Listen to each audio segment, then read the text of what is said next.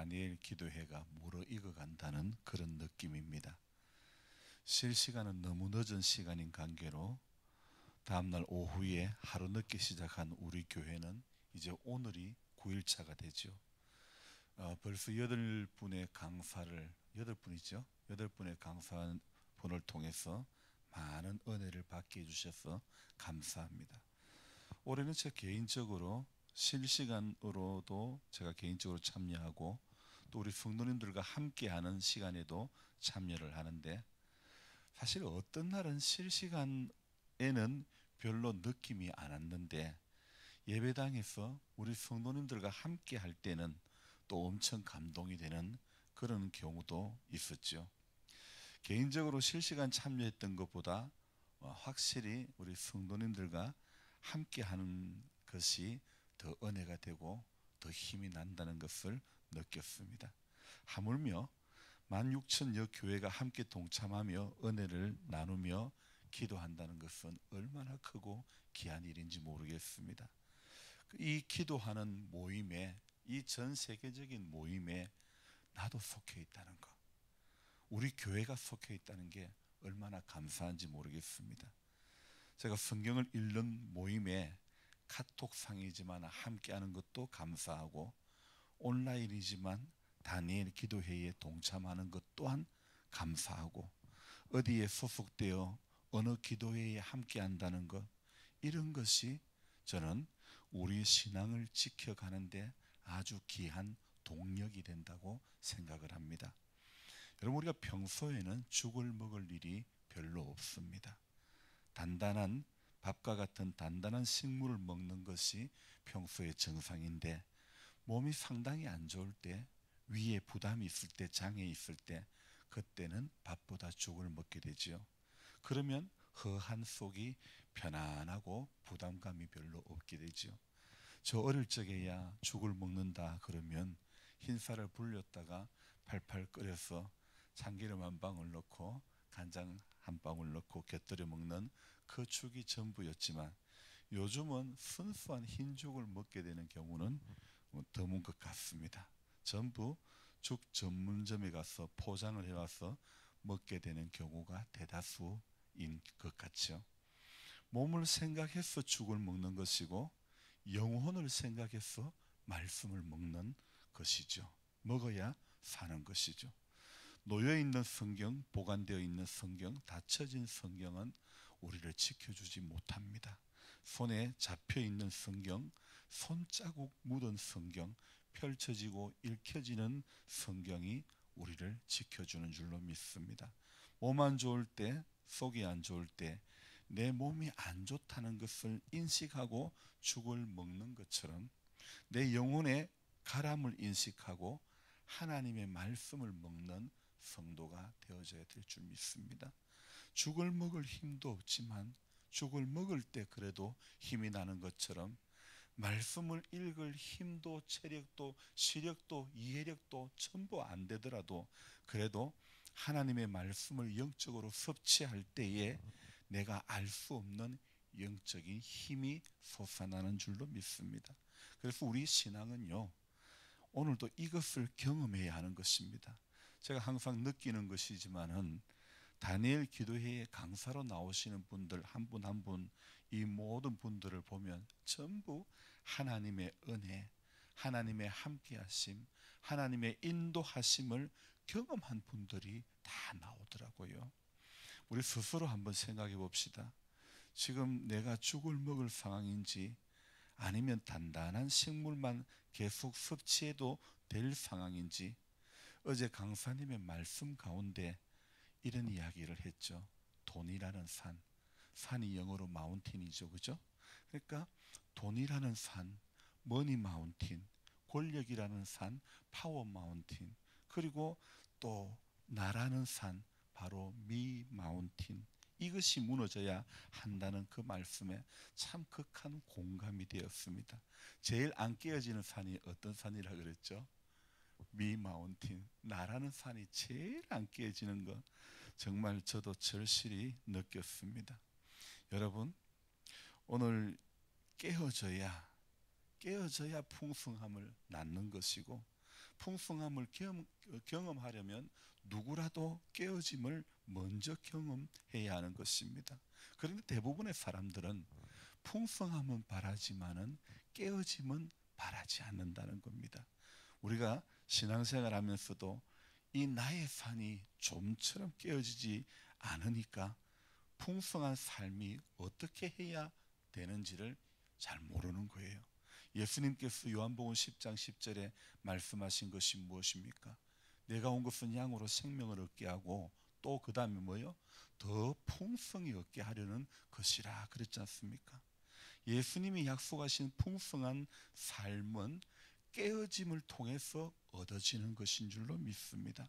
분명히 우리가 현실적으로 볼 때 깨어짐은 상처이고, 깨어짐은 아픔이고, 깨어짐은 슬픔이고 상실이고 이별이지만은, 그래서 우리가 깨어짐을 별로 좋아하지 않지만은, 문제는 이 깨어짐이 없이는 풍성함도 결코 있을 수가 없다는 것입니다. 그 깨어짐의 가장 대표적인 예가 무엇입니까? 우리 예수님께서 십자가를 지신 사건, 거기에서 피 흘리고 몸 찢기시고 죽으신 바로 그 십자가의 사건이, 그 십자가의 깨어지심이 오늘 우리들에게 풍성한 생명을 주신 줄로 믿습니다. 그래서 오늘도 저와 여러분들은 이 나라는 산이 깨어지고 무너져야 될 줄로 믿습니다. 어린아이가 작은 도시락을 예수님께 드렸습니다. 예수님은 그 오병이어를 붙잡고 감사 기도를 드렸지요. 어린아이라도 드릴 줄 알았고, 어린아이의 그 드림과 그 나눔이 바로 주님의 손에 붙들릴 때 풍성을 낳게 된 줄 믿습니다. 어제 제가 이런 말씀을 드렸죠. 빈대의 역습이라고. 그래서 살충제 때문에 오히려 프랑스의 빈대가 더 극성을 부리게 되었다, 더 강해졌다.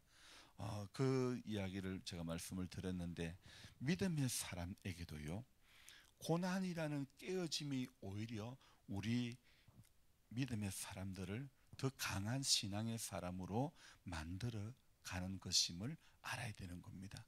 하나님은요, 어떤 사람을 최고로 여기시냐면 깨어지고 부서진 사람을 다 최고로 여겨주시는 줄로 믿습니다. 제가 오늘 새벽에 욥기를 또 읽어보면서 생각해 보니까 어쩌면 이 욥기의 이야기가 깨어짐의 이야기가 아닌가, 이런 생각을 해봅니다. 4장부터 시작되는 이 무수한 인과응보 형식의 논리들이 전부 깨어짐이 필요한 인생들의 이야기가 아닌가, 이런 생각을 해보았습니다. 어쩌면 우리가 다 깨어졌다면 주님께서 십자가를 지시지 않아도 되었을 것 아닐까요? 오늘 깨어지지 않는 나의 산을 깨내기 위해서 성경이라는 햄모와 기도라는 정가, 그리고 꾸준히라고 하는 기름으로 내 믿음의 엔진을 돌려야 될 줄로 믿습니다. 욥의 세 친구들이 돌아가면서 세 번씩 입을 열어서 말했던 그 핵심이 무엇입니까? 욥, 너는 죄라는 산, 너의 죄의 마운틴이 무너지지 않아서 그런 거야. 너 까닭없이 고난 당하지 않는 거야. 이렇게 이야기하는 것이죠. 너 그 죄라는 산을 무너뜨려야 해. 바로 이것이 욥에게 요구하는 그 한결같은 깨어짐이 아닐까요? 오늘 엘리후는 이 깨어짐의 은혜는, 이 깨어짐의 능력은 엘리후는 사람에게서 나오는 것이 아니라고 말합니다. 그래서 32장 8절에 우리 지난주도 봤지만은 무엇이요? 전능자의 숨결, 바로 거기에서부터 깨어짐의 은혜가 나오는 줄로 믿습니다. 전능자의 공의에서 나오는 것이라고 엘리후는 정의를 내리고 있죠. 사람들이 추구하는 풍성함과 예수님이 말씀하시는 풍성함이 다르듯이 욥의 세 친구가 말하는 깨어짐과 엘리후가 말하는 깨어짐이 다른 것이죠. 나이가 많다고, 연륜이 많다고 지혜가 있고 깨어짐이 있는 것은 결코 아닌 것 같습니다. 어떨 때요, 전능자의 숨결, 하나님의 성령께서 인생에게 깨어짐의 은혜를 허락하시는 줄로 믿습니다. 그래서 우리가 무지하고 목매여서 깨닫지 못했던 인생들이요, 어제 그 강사 목사님도 이분이 얼마나 뭐 경제의 전문가 아닙니까?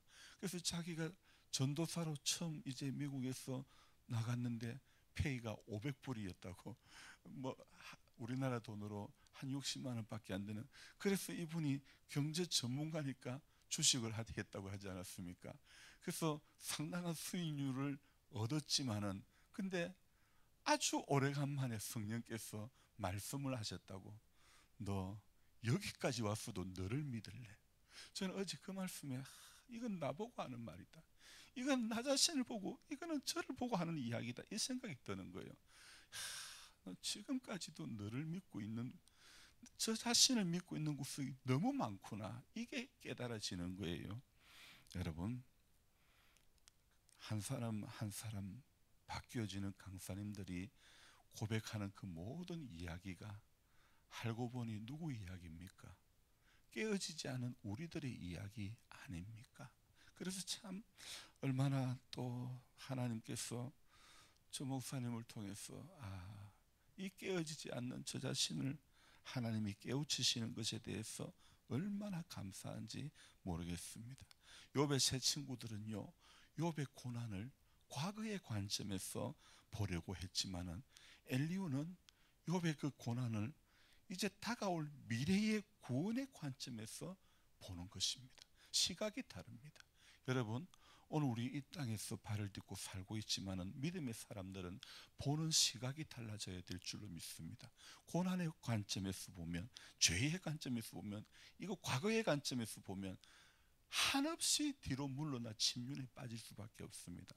현실은, 상황은, 몸은, 오늘 우리의 상황은 혹은 사람이 병상의 고통과 뼈가 늘 수심의 징계를 받나니 그의 생명은 음식을 싫어하고 그의 마음은 별미를 싫어하며, 연세가 드니까 별미라도 무엇이 입에 맛이 있겠습니까? 그의 살은 파리하여 보이지 아니하고 보이지 않던 뼈가 드러났어. 뭐 전부. 엊그제 황 목사님 아까 통화를 했더만은 황희도 목사님 사모님이 양쪽 무릎을 다 수술을 해가지고 병원에 계신다 했는데, 또 사모님하고도 큰일 뒷날 통화를 했는데, 이제 뭐 인생의 연수가 많으니까 무릎도 다 뼈가 드러나고 이게 뭐 제대로 걸을 수가 없는 거예요.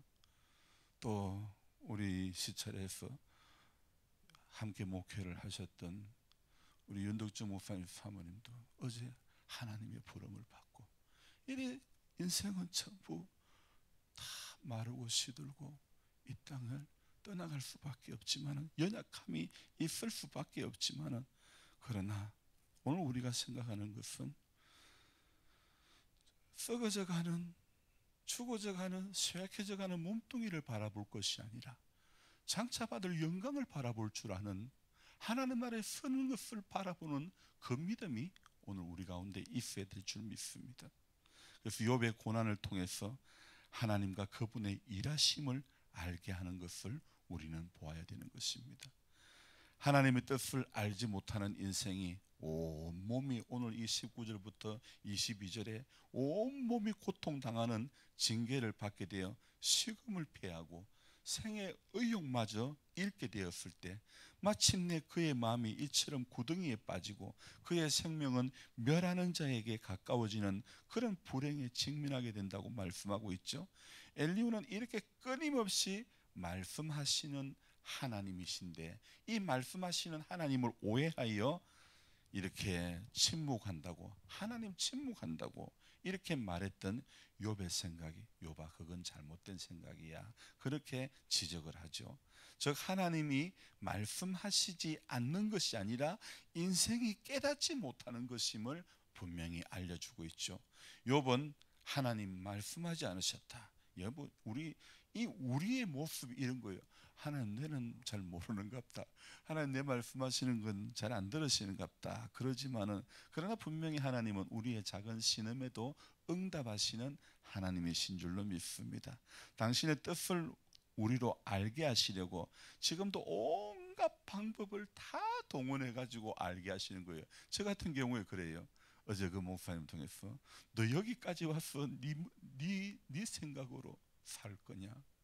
여기까지 와서도 넌 니를 믿을 거냐? 저는 그 말이 정말 이건 정말 저를 찌르는 정곡이다 이 생각이 드는 거예요. 여러분, 예수 붙잡으려면 우리 모두는 확실히 붙잡아야 될 줄로 믿습니다. 여기까지 와서 나를 믿으려고 하는 사람이 되면 안 되는 것이 분명합니다. 우리는 오늘도 큰 일을 행하시는 크신 하나님을 신뢰하는 하나님의 사람이 되어져야 될 줄로 믿습니다.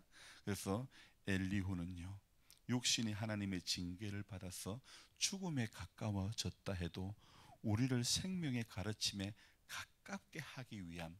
그래서 욥의 친구들은 뭐라고요? 죄의 결과로 과거의 관점에서 보았지만은, 그러나 이 엘리후는 같은 욥의 그 고난을 보면서도 다가올 미래를 보는 구원의 관점에서 보았다는 것. 여러분, 오늘 저와 여러분들은 상황 속에 붙들린 시각이 아니라 하나님이 열어가실 시각에 붙들리는 하나님의 사람들이 되시기를 바랍니다. 성도가 상황에 붙들리면 반드시 넘어지는 지름길이 되고 마는 것입니다. 교만만 넘어짐의 앞잡이가 되는 것이 아니라 상황에 붙들리는 사람은 넘어지는 그것은 시간 문제인 줄로 믿습니다.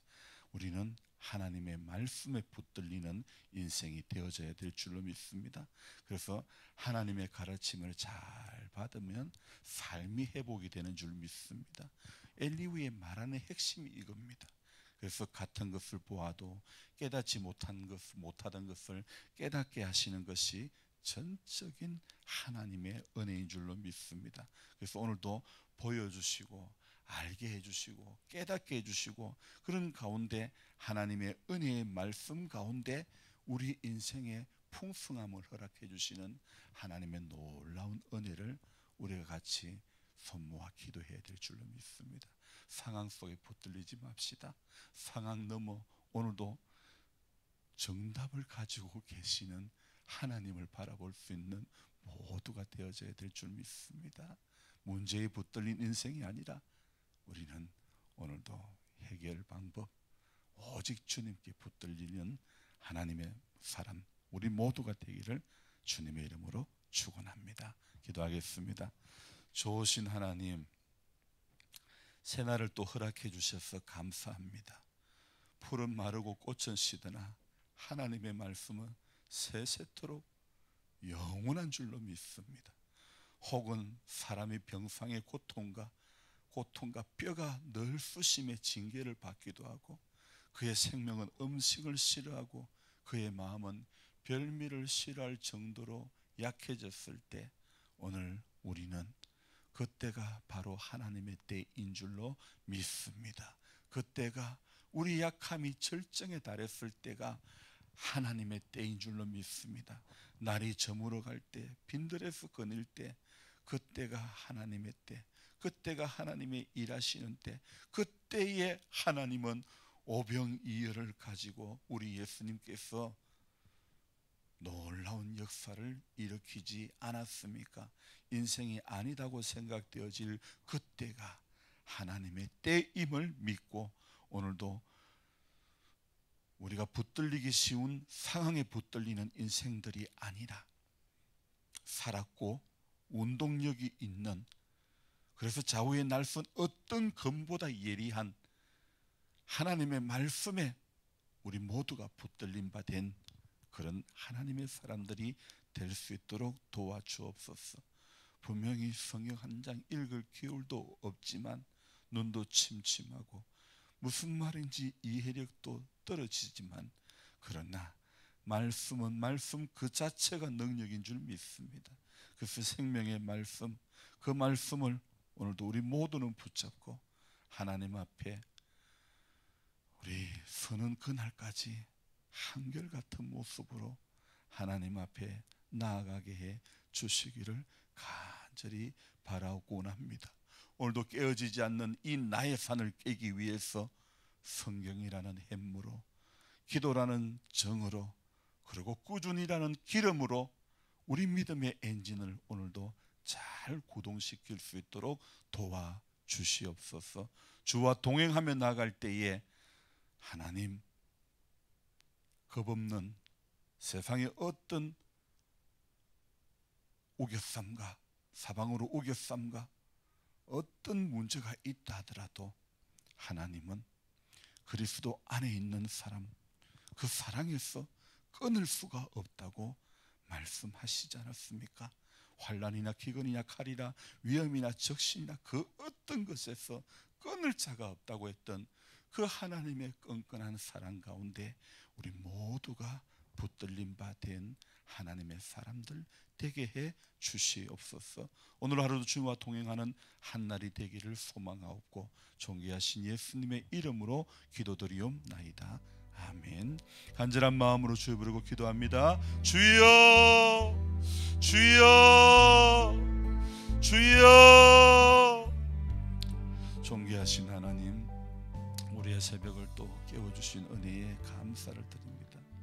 하나님 아버지, 언제나 하나님, 어제나 오늘이야 동일하신 그 하나님 앞에